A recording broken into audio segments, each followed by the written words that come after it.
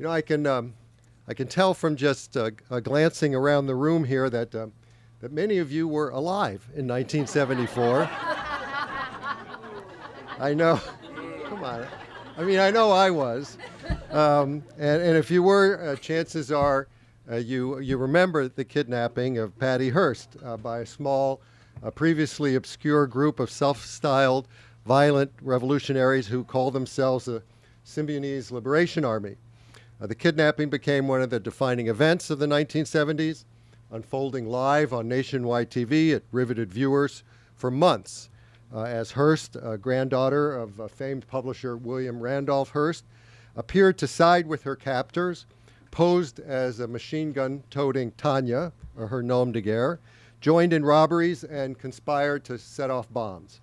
Arrested after 19 months and charged with robbery, she mounted a brainwashing defense, which helped dramatize a term that was just then emerging, Stockholm Syndrome. Hearst was convicted and sentenced to 7 years, but Jimmy Carter signed a commutation after she had served only 22 months, and Bill Clinton ultimately pardoned her. She married, wrote a memoir, published a couple of years after her release, and has gone on to lead a life of comfort and privilege on the East Coast.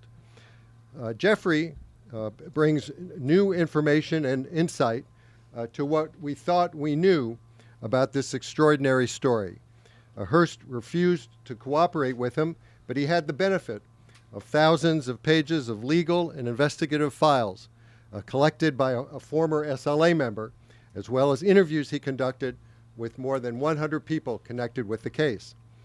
Jeffrey, of course, is very experienced at reporting and writing about legal stories.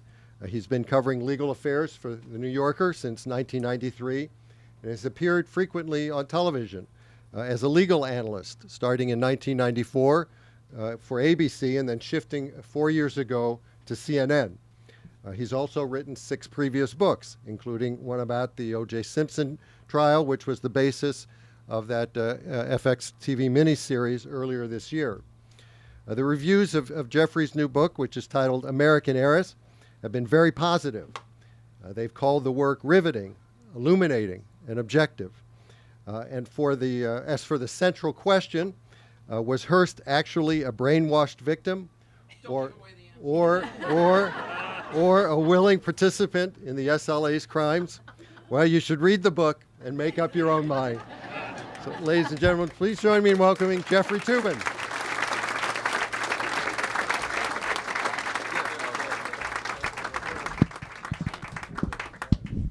That's all right. I'll do look a little Wayne Newton thing here.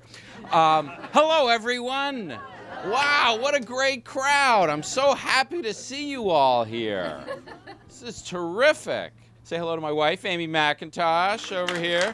Washington Insider. All right, so the first question a lot of people have about this is like, well, why did you decide to write this book about this now?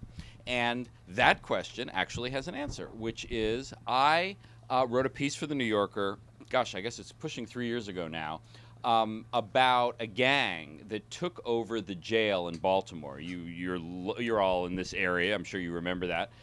If not the piece, you remember the story. It was called the Black Guerrilla Family, and they took over the jail, and the guards were mostly women, and women got pregnant. It was a very distasteful and totally great story.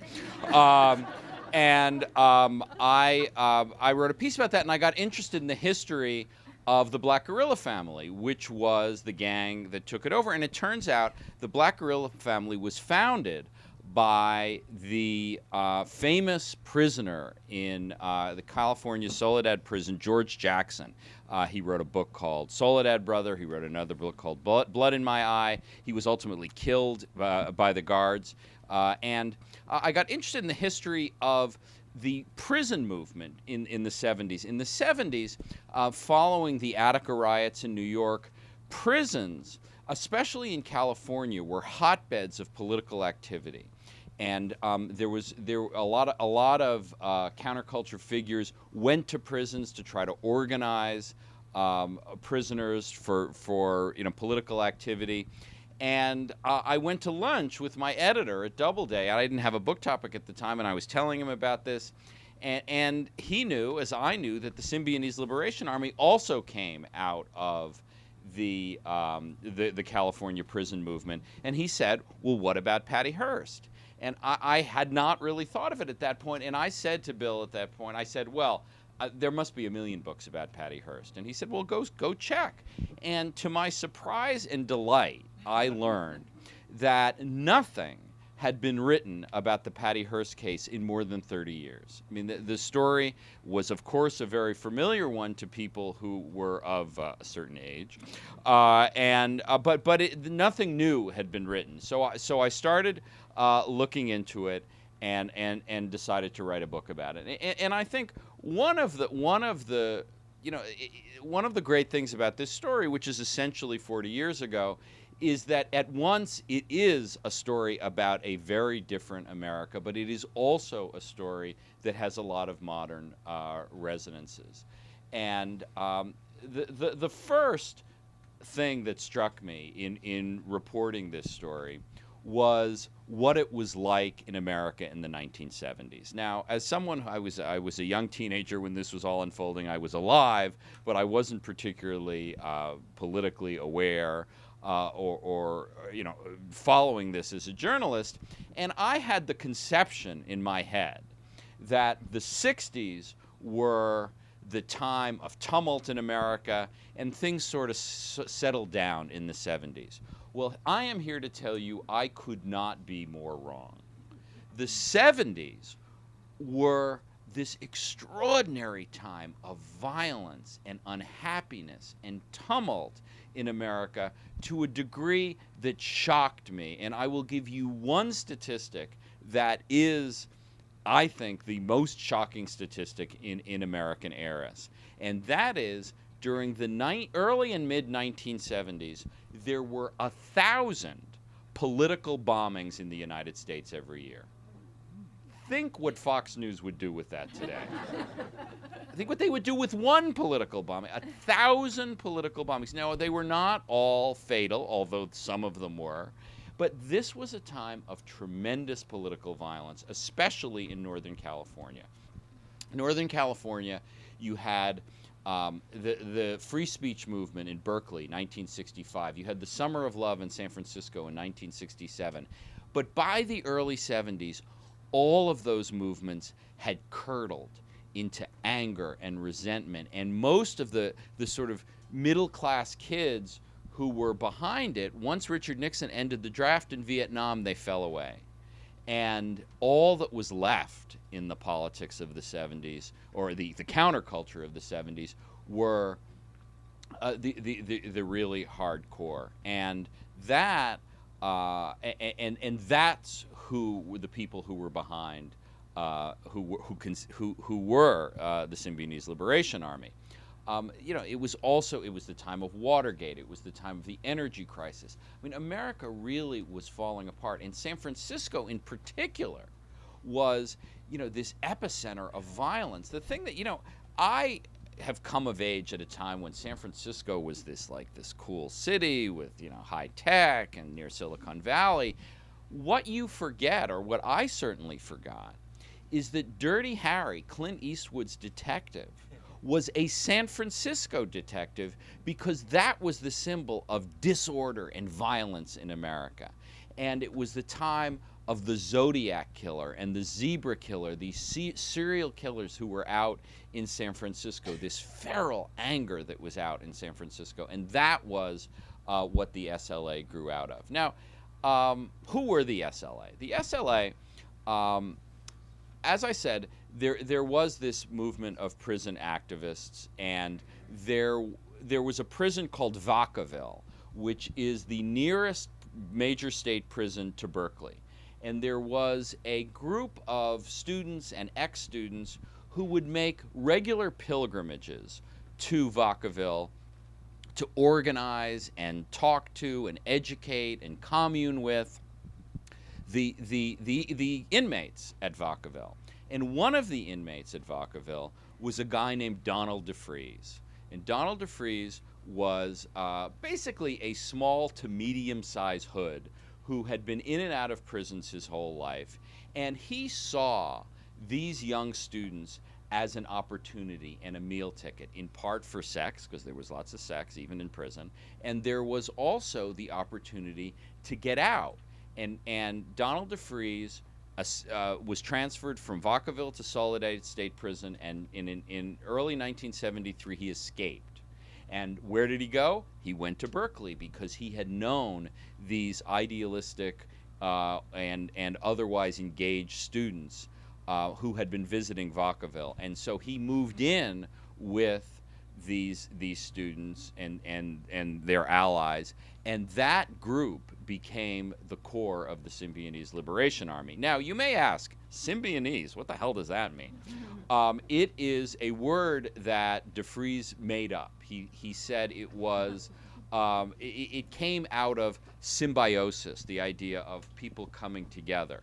You know, and he called it the Symbionese Liberation Army. And it's worth remembering that the Symbionese Liberation Army, Symbionese is not a word. They didn't liberate anything or anyone. And as an army, this group had at most a dozen people in it. So, you know, it like much of the SLA, it was a comically overstated, they overstated their own significance.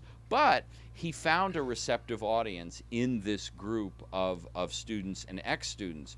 A lot of people to this day think of, oh, well, the SLA was one of these like black radical groups like the Black Panthers.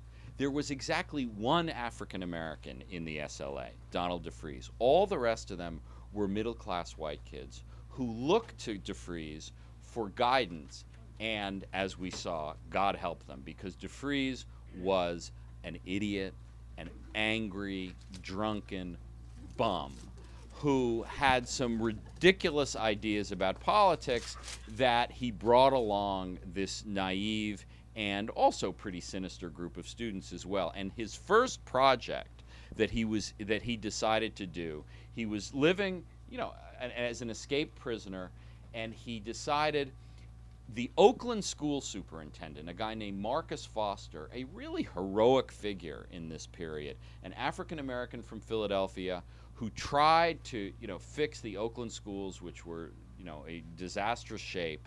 And DeFreeze, in his madness, decided that Foster was a rival for the leadership of the African American community.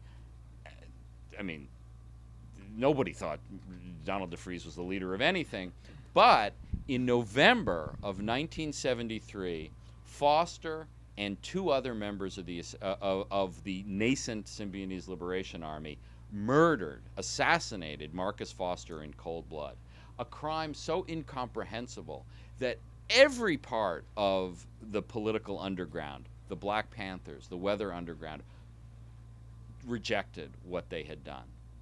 But that's the beginning of the kidnapping of Patty Hearst, because as a result of shortly after, or actually in January of '73, two of the members of the nascent SLA were arrested in connection with the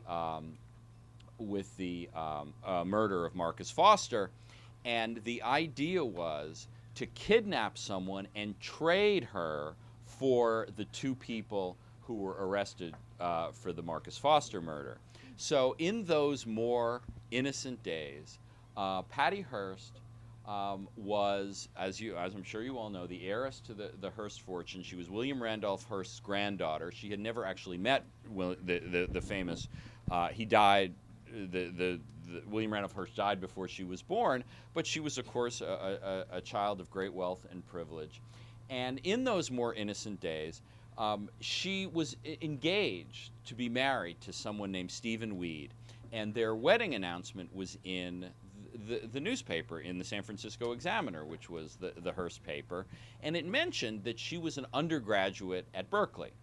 Now, one of the SLA members worked as a secretary at Berkeley, and she knew that there was a directory of all the students open to the public, a big leather book that said where everyone lived. And so they went to the big leather book, and they saw Patty Hearst, Patricia Hearst, 2603 Benvenue Street in Berkeley. So they staked it out, and they started to see what her patterns were, where she, how often she left. And what they didn't know, what they couldn't know, is they found an unusually receptive and restless target. At that moment, Patty Hearst was 19 years old. She was living with her boyfriend, Stephen Weed. They were engaged to be married, but Patricia was miserable. She didn't want to marry Stephen Weed. She didn't want to admit to her parents that she didn't want to marry Stephen Weed. So she was sort of caught in this vise of indecision. Weed was this sort of arrogant jerk who didn't really cater to her needs at all, didn't listen to her, didn't involve her in the decision making of their family. So she was miserable. And on February 4th, 1974, Donald DeFries and two others, they break into her house and they grab Patricia Hearst. Bill Heiress stuffs her in a car trunk. Stephen Weed runs off in fear. And the kidnapping begins. And she is taken to a house in Daly City, which is sort of a blue-collar suburb of San Francisco, and she's put in a closet. But then they open the door, and they start talking to her, and they start saying, we don't want money, we don't want to get rich, we just want to have a revolution. It's true, and that's what they said. And they quickly realized that Ronald Reagan, who was governor of California at the time, was certainly not going to trade two murder suspects for Patty Hearst. I mean, it's a pretty obvious conclusion. So, again, the SLA was very, improvisational, overstates the amount of planning that they actually did. And so they said, well, what the hell are we going to do with Patty Hearst? And Donald DeFries says, I know what we'll do. We will feed the poor. We will tell William Randolph Hearst that as a good faith gesture, he has to feed the poor of Los Angeles, and he has to spend $4 million to do it.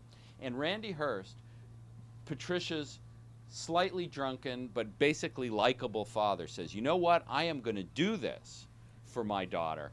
And so in an incredibly brief period of time, they set up an organization called People in Need, and they start to feed the people, the poor people of Northern California. It doesn't work out so well.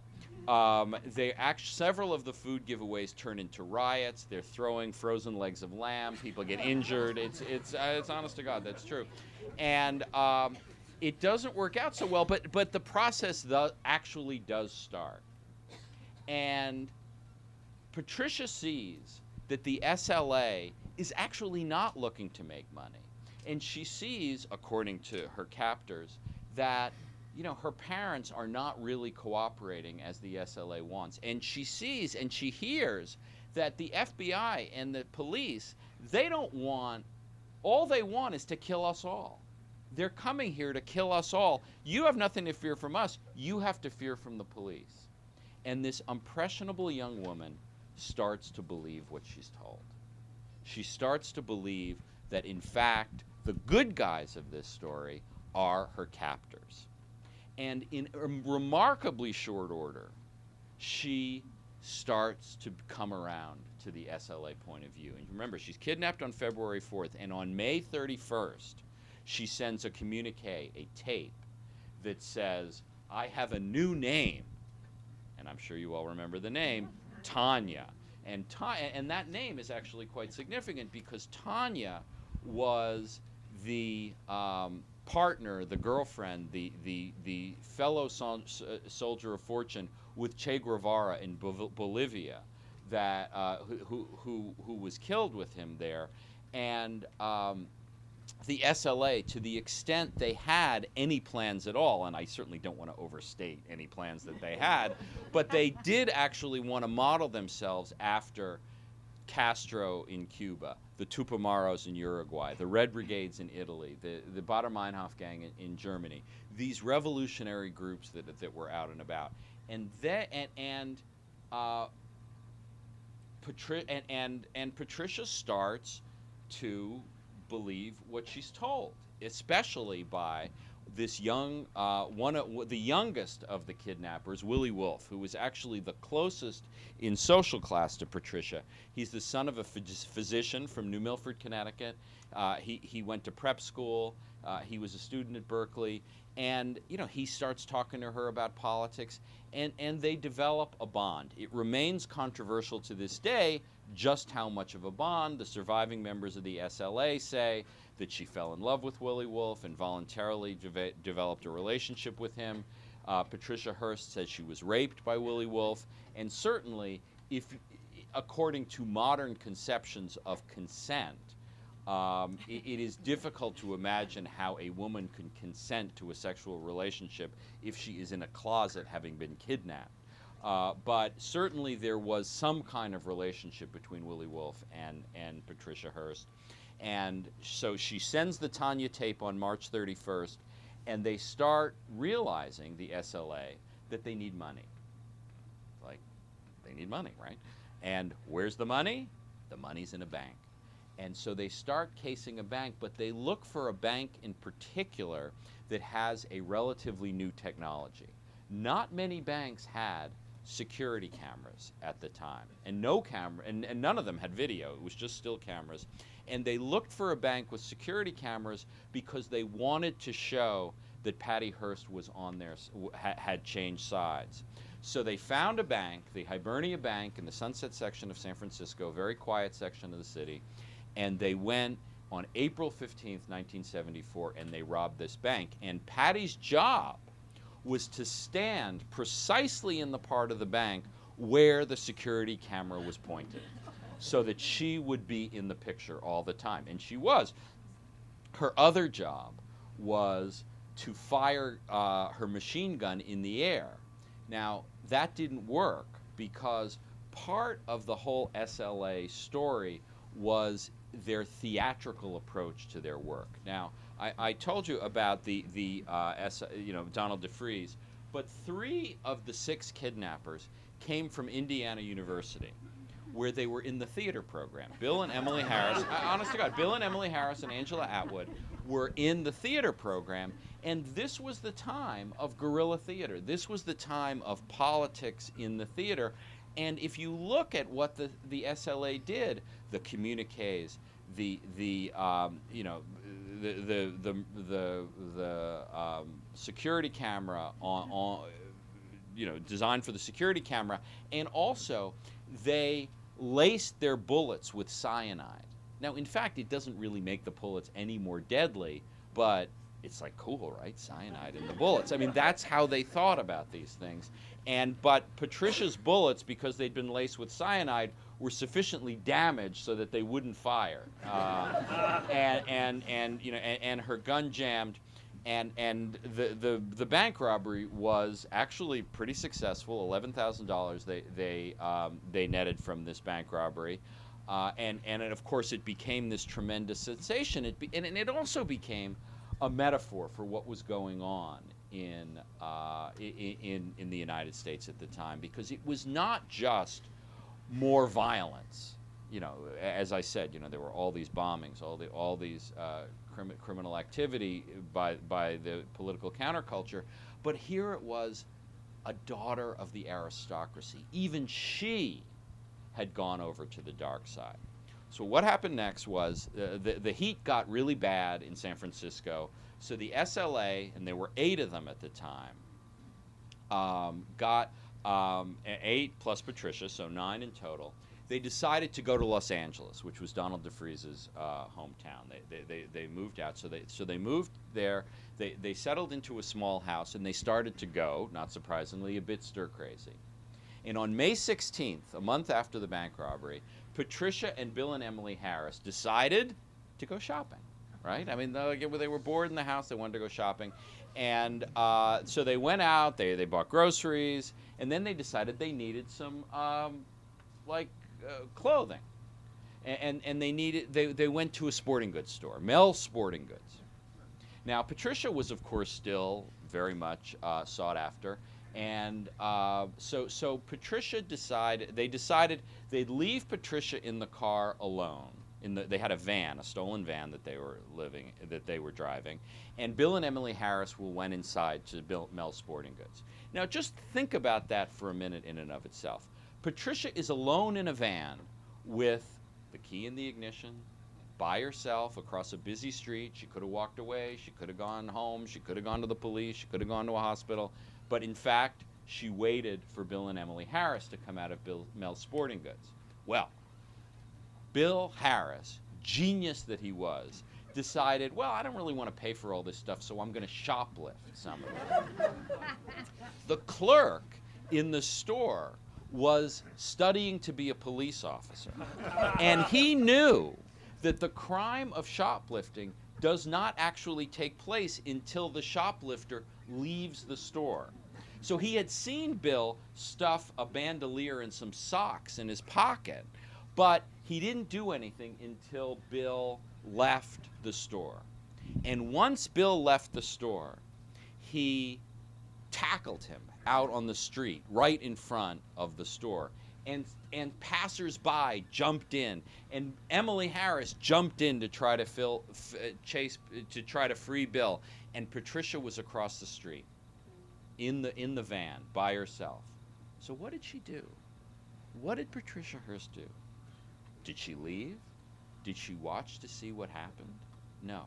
She picked up a machine gun that was in the back of the van, poked it out the window, and emptied the cartridge into Mel's Sporting Goods, miraculously not killing or hitting anyone.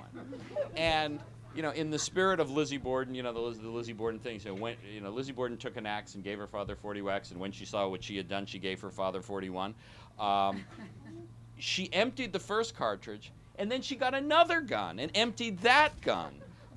In the direction, to try to free Bill Heiress. Again, miraculously not hitting anyone, but successfully freeing Bill Heiress from, the aspiring police officer said, "Shit, I'm not going to get killed for this. I'm getting out of here." And Bill and Emily ran across the street, and they took off. Now, this separated Bill, Emily, and Patricia from the other 6 SLA members.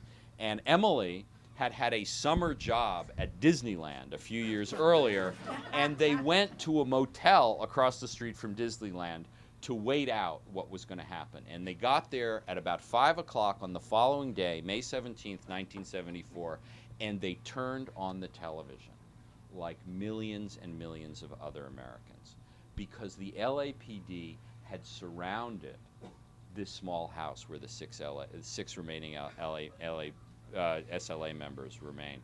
And up to that point, there had been something, live television consisted almost entirely actually, of planned events, like World Series games, political conventions where you could lay cable. But there was a station in Los Angeles called KNXT that had purchased something where you had a satellite that you could put on a truck. And this was so new that KNXT actually gave it its name. They called it the Minicam, which it's still called the Minicam to this day. But they brought their Minicam to 54th Street in South Central LA and trained their cameras on this house.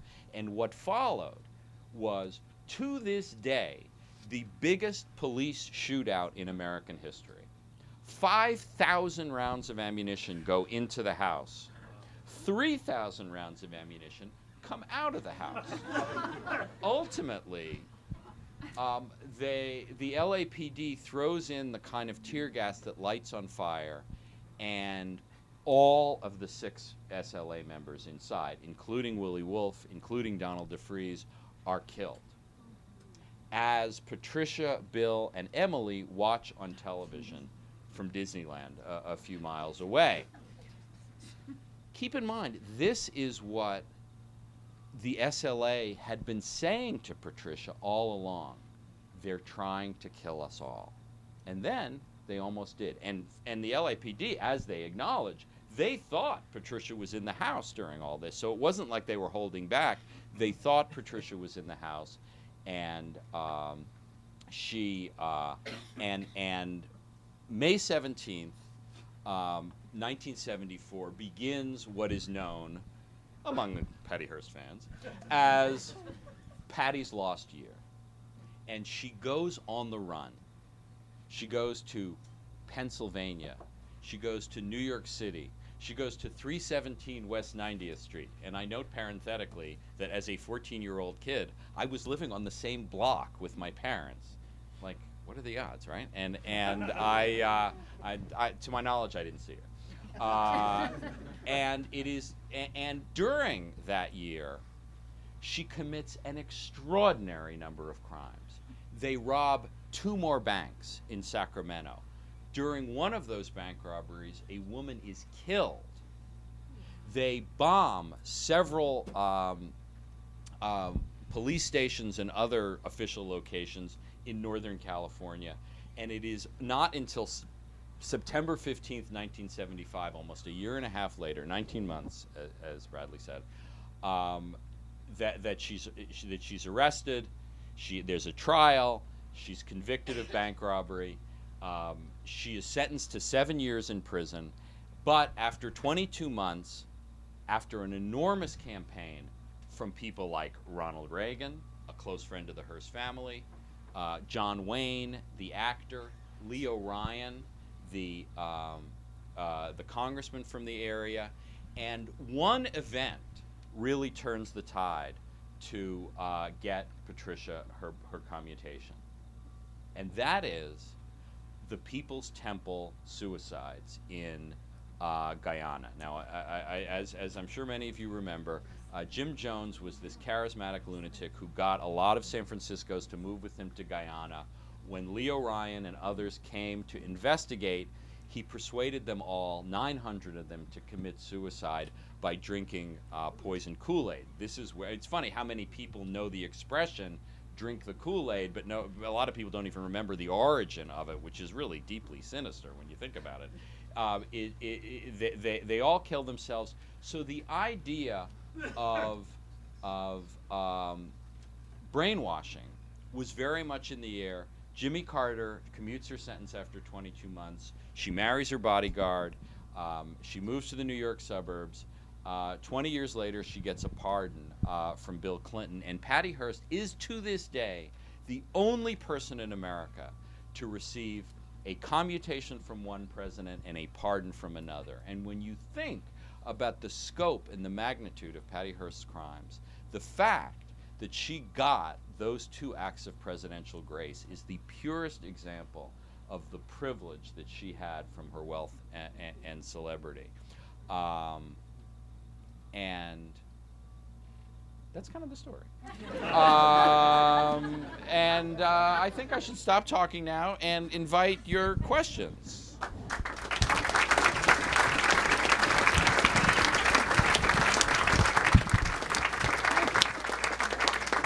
So hello. So speak in the microphone, please. There's one there, and there's another one here, and please.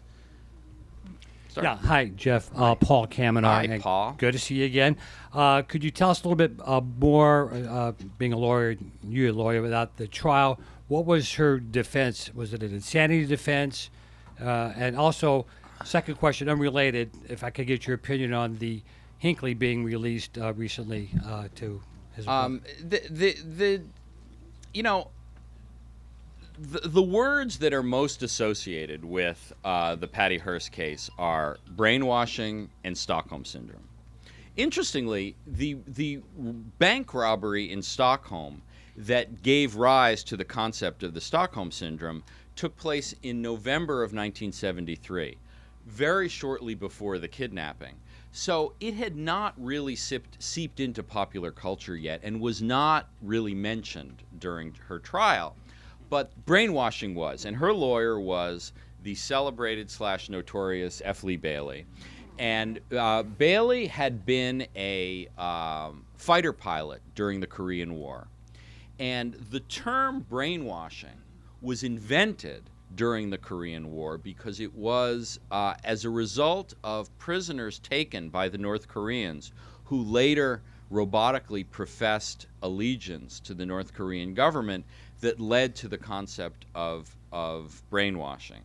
And I, in writing American Heiress, I try to stay away from those terms, brainwashing, Stockholm Syndrome, because they are not medical terms. They are journalistic terms. The defense at trial was coercion. I, Patty Hearst, was forced to commit these acts. And it was the turning point. There were two turning points in the trial. The turning point in the trial is Bailey put Patricia on the witness stand, but he did not get a clear ruling from the judge about what the scope of cross-examination should be. So in her direct testimony, she said, I was coerced, I was forced to have sex, I was, and when Jim Browning, the prosecutor, began to cross-examine, he started to cross-examine on, what about the shooting at Mel's Sporting Goods? What about the other bank robberies? And Bailey, understanding how vulnerable she was to further prosecution, made her take the fifth in front of the jury. So you can imagine how devastating it is to have the defendant sitting on the witness stand saying, I decline to answer on the grounds that it might incriminate me. And the second turning point in the trial is so interesting and so juicy and such a last-minute reversal that you have to read the book to see it. And about Hinckley, real quick. Oh, Hinckley, I'm sort of a soft touch on these things, and he's been in prison a very long time. He's been released for long periods of time. I don't think he's a danger, as far as I can tell, to the community anymore. I mean, I don't have to say how horrible the crime was he's committed, but I think one of the things we have all learned from the mass incarceration, the anti-mass incarceration movement, is that the difference between a 10-year sentence and a 12-year sentence is not really that great in terms of the protection from society. And here we are talking about a 37-year sentence as opposed to a 39-year sentence. So I actually think it's fine that he's been released. He wasn't sentenced to prison. He was insane. Insane, but I mean, it's effectively a question of when he will be released from custody, and I don't have a problem with it. Yes, sir. Hi, Josh Luger. Good to see you again. Hey, Josh Luger. How are you? Nice to see you. My question is, how do you think a case like this would play in the era of social media if it were to happen today? There would be more than one book. I wouldn't have the field to myself. We'd be back to the OJ days where I had to beat Marcia Clark into the bookstores.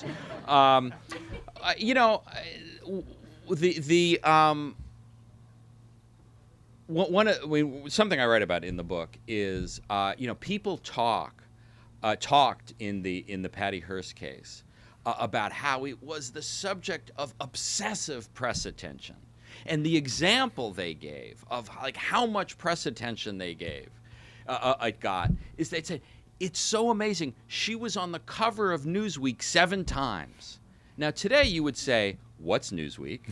And what's a cover, right? The media world was so much smaller. There were 3 evening news shows. There was the Today Show. There wasn't even Good Morning America, which started in 1975. People magazine started 2 months after Patty was kidnapped. I mean, when you think about what it meant to be a highly publicized case in those days, it was not anything like what we think of as highly publicized. To say nothing of cable news. Now, obviously, I have thought often about the O.J. Simpson case in terms of, even the O.J. Simpson case, which was almost exactly 20 years later, that was before MSNBC, before Fox News, before the internet, before social media. So, the volume and the intensity of press attention has just risen enormously, and I think had there been, it would have been a lot different. Yes. Hey, Jeff. Mark Zaid. I have your wanted poster. Mark. with Oh, me. the wanted poster. Yes. Yeah. 2 questions. One, what led the police to the SLA house when they then burned it down? And second, since you weren't able to interview her, but you obviously poured through her book line by line, besides the notion of being coerced versus voluntarily participating, what was in that book that in your book you've been able to directly contradict? Okay. How did they find How did they find the house where the shootout took place? Well, as I told you, there was, Bill and Emily, after Patricia freed them from Mel's Sporting Goods, they jumped into the van and they ran and they drove off together. Now they recognized that everyone knew that van, so Bill. I mean, there's like the craziness multiplies. So they go and they start driving off into Inglewood, California, and they see a for sale sign in a van there. And so they pull into the house and they say, oh, we'd like to test drive your van. And so this 18-year-old kid named Tom Matthews comes out and says, okay, I'll go with you. And and so the 4 of them get into the van, and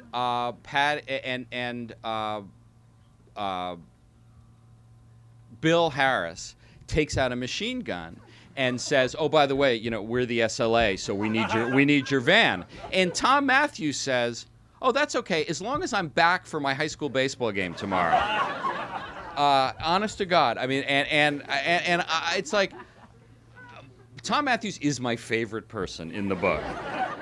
Tom is like, yeah, no, this is great. Like, wow, you really are the SLA? And Patty, takes a shine to him. They don't know what to do. They have a backup location where they go to, where they're supposed to meet at a drive-in movie theater. So the 4 of them go to a drive-in and they see The New Centurions, which was a Joseph Wamba movie, and that's a movie where they're cops. And the cops, and they're cops who get shot in it. And Tom Matthews remembers Bill Heiress cheering every time the cops get shot in the movie.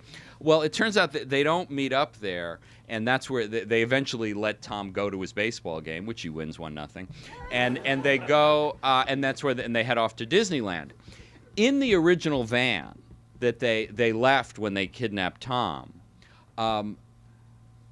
they had gotten a parking ticket in front of the house where they were hiding out, and it was through the parking ticket that they got to the house. I got so involved in Tom Matthews, I don't remember your second question. Were you able to contradict anything besides the main concept in her book? Well, her book, which is called Every Secret Thing, is really good. I mean, I don't begrudge. It's actually quite a good book. It is not so much that it is that there are false things in the book. I think it is just a question of emphasis and motivation. She does discuss the shooting at Mel's drive-in, but her description of the level of coercion she was under was, I think, just not borne out by the facts. I mean, there are many stories. I mean, some of which I tell in the book, of how independently she acted during that time, and how many times she had interactions with the police. She got a case of poison oak, and she went to a hospital and got treated. But she gave a fake name instead of saying, "Oh, by the way, I'm Patty Hearst. Can you take me home?" She was stopped for speeding with Jack Scott, who was one of the other people who was taking care of her, who was clearly unarmed, and she said nothing. Another time, she acknowledges more or less in the book that she falls in love with a later captor, this guy Steve Solia, who she was living with when she was arrested. They go hiking shortly before the arrest, and they get stuck on a ledge in Pacifica, California, on the California coast, and the state police have to come rescue them with ropes, and they pull these ropes down, and Patricia comes up and she doesn't say, oh, by the way, can you take me home? I'm the most notorious fugitive in America. No, she gives a fake name, and I mean there are many opportunities for her not to turn herself in, and that's the kind of thing that's either not in the book or I think portrayed in not in a fulsome way. Yes. Hi, I was wondering if you got any of your research from any of the surviving SLA members or their families, and even Patty. Well, I mean, Patty did not cooperate. Yes. Yeah.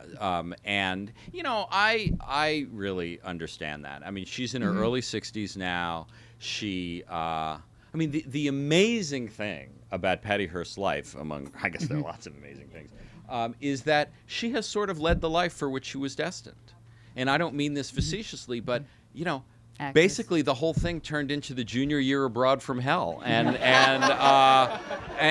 she went in and she was sort of a housewife and a socialite, and she's acted in a couple John Waters movies, but basically, she was, led a very conventional wealthy woman's life. And she now, unfortunately, she married her bodyguard, Bernie Shaw. Sadly, he died in 2013. So she's now a grandmother. Her big thing now is she raises dogs. Yeah, the show dogs. And if you... Who you telling, pal? Just look at the pictures in the book, and you will not only learn that, but you will see a photograph of Rocket, the Shih Tzu, who won the best kind of stuff. I'm way ahead of you, So yes, she raises dogs. The real turning point in my research in the dogs. I'm sorry not to get there. There was a lot of dog stuff I could have put in the book, but enough. A little goes a long way. Bill Heiress went to prison, got out of prison, and became a private investigator, and actually quite a good one. He was sort of this obsessive collector of things, and he decided he was going to collect all the documents in connection with all the SLA cases, all the FBI interviews, all the transcripts, all the lawyers' documents, and he was going to sell them to a university library. Well, shortly before I met Bill, that sale fell through. And I bought from Bill Heiress 150 boxes of material. Wow. Which Amy can tell you. We got a lot of boxes in our house.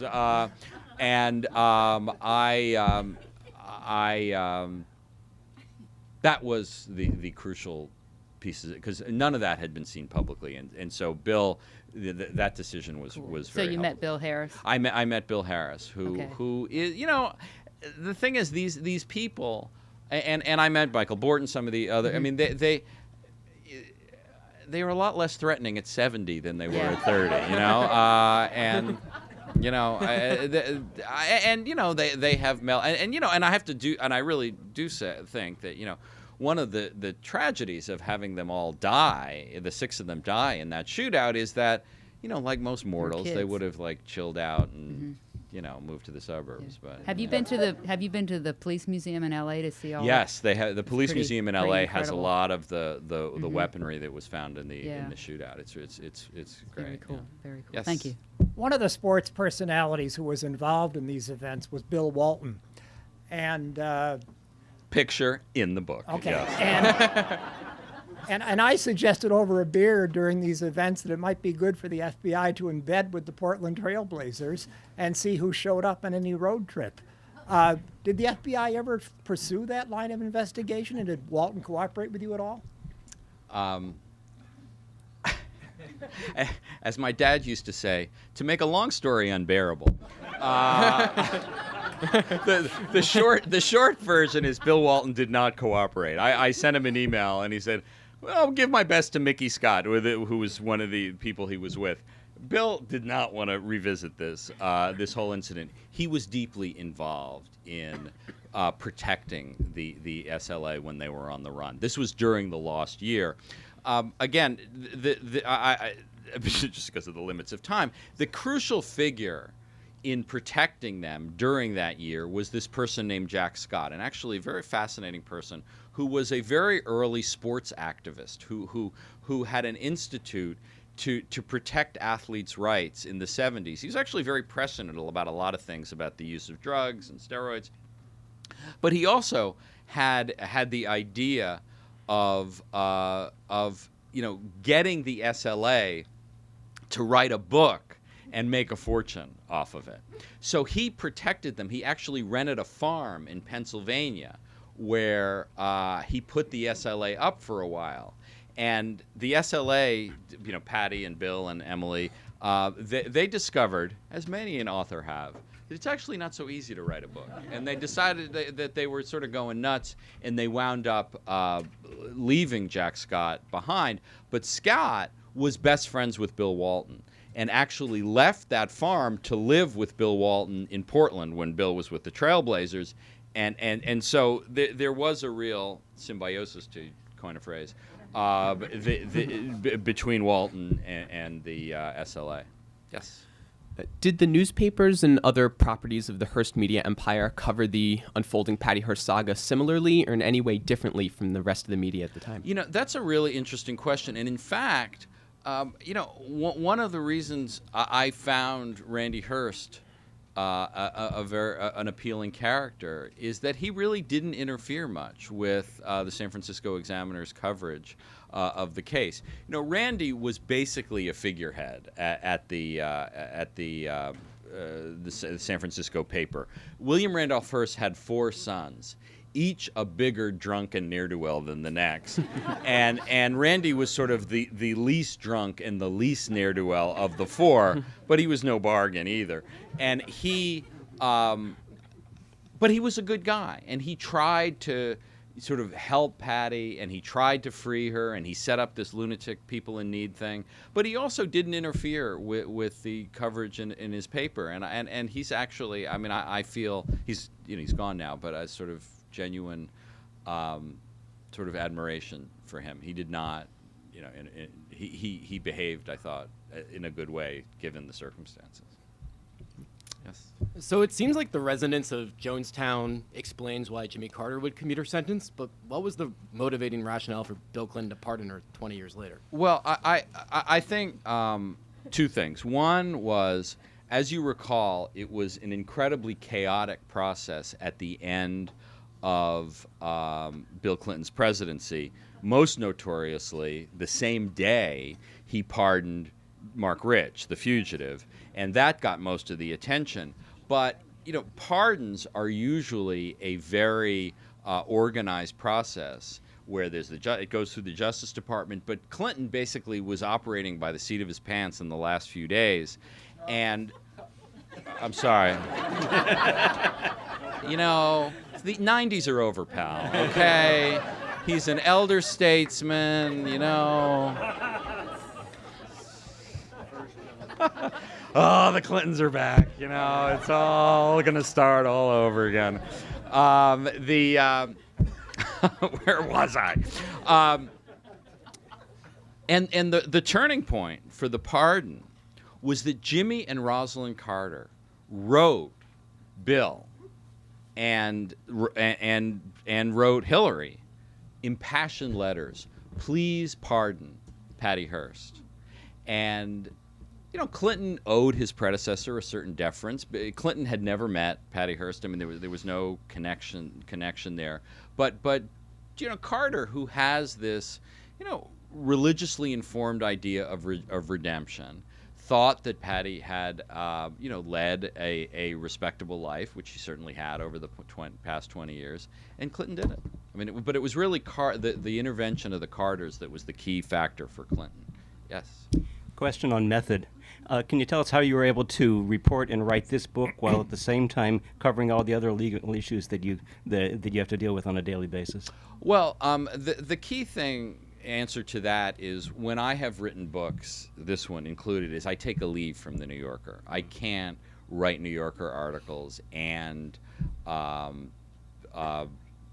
and write a book at the same time. And fortunately, David Remnick, the editor of The New Yorker, has been very generous in giving me 6-8 months to do that, and that's what he did in this circumstance. And my CNN work, it tends to be Situation Room, Anderson Cooper 360. Jake Tapper I don't know if Jake is still here. I saw he was here earlier. Sort of later in the day. So I tend to have my days free to work. That's true. And I have a mindless but very effective system for writing books, which has now stood me in good stead for 7 books, which is hard for me to believe, which is when I am writing a book, come hell or high water, I write 5 pages a day, which is 1,250 words. Mm-hmm. And believe me, I count every one. It is. I sometimes struggle to get there, but I write without fail 5 pages a day, which starts to add up. 25 pages a week, 100 pages a month, and you got a book after 8 months. Thank you. So, yes. I'm amazed that you haven't already gotten this question just in the 5 or 7 or so that we've had already, because it always comes up here when we've had a really spellbinding presentation like this, and that is what's the Hollywood potential here for what you've done, and if it has, assuming it has Hollywood potential, unless there's some legal things that I'm not aware of, would you like to see it done as a sort of slapstick comedy entirely, or would you want to combine the humor with something a little more meaningful? Well, I am more than delighted to answer this question because the movie rights have already been sold. In fact, they have been sold to Fox 2000, not for a miniseries the way the O.J. case was, the O.J. book was, but for a feature. But the same 2 screenwriters, Paul Alexander and Larry Karaszewski, who wrote most of the O.J. series, are writing the movie. And it is, they are wonderful screenwriters. They did The People versus Larry Flint. They did Man in the Moon about Andy Kaufman, Ed Wood, and of course the O.J. story. So they are very experienced screenwriters. One of the keys to my success, such as it is as a journalist, is that I have never tried to be a screenwriter. I know what I know and I know what I don't know. And these guys are really good at what they do, but I am not. That's not how I think. That's not what I know how to do. So I have the strongest hope that this turns into a movie. I mean, the fact that a screenplay is being written doesn't mean that a movie will be made, but I hope it works out. I would love to see certain actors and actresses in these roles, but it's not up to me. Sorry? As you, as F. Lee Bailey. Me. I actually had a walk-on role in the OJ FX miniseries, which was so brief that I had to tell my family, watch really carefully on episode 6. But the nice thing about it was I was standing there with Robert Morse, who played Dominic Dunn. And so, in fact, I spent a great deal of time with Dominic Dunn during the actual O.J. trial, so it was a nice... And of course, there was an actor who played me during... if you remember the O.J. series, I wrote a story for The New Yorker that is sort of the focus of one of the episodes. And there's a wonderful young actor named Chris Connor, who is fortunately younger and better looking than I am, which was I strongly endorsed. How about yes. the nature of the nature? The nature of the movie. I know my business, and I don't. They're going to do the movie that they're going to do. I don't tell people what kind of movie to make. I do think, and look, this story, like the O.J. Simpson story, has funny stuff in it. I mean, there's Tom Matthews and his baseball game. I mean, there's lots of funny stuff in it. But one thing I have always tried to keep in mind, and I certainly kept it in mind in the O.J. thing, is that 2 people died. Ron and Nicole died in O.J. Marcus Foster died. Myrna Opsel died in the 3rd bank robbery. Right. So I I think any storytelling about this has to be respectful of that tragedy. We're out of time. Well, I hope I can sign some books for you. Thank you all for coming.